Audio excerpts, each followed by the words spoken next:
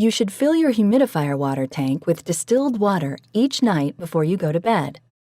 Slide the humidifier release latch toward the therapy device while simultaneously lifting the lid up, swinging it completely open.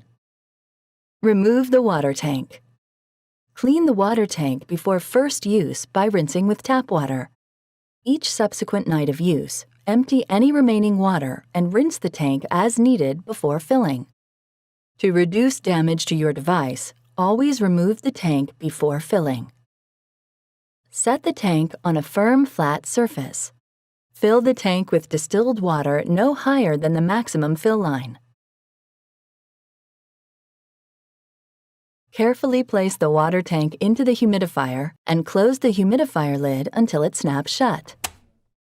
To assemble the breathing circuit, connect one end of the flexible tube to the air outlet port. If you are using a heated tube, line its connector up with the top of the air outlet port. Press the heated tube over the air outlet port until the tabs click into the slots. Connect the other end of the flexible or heated tube to your mask. Attach a headgear to the mask. Be sure to see your mask and headgear instructions for proper fitting and care.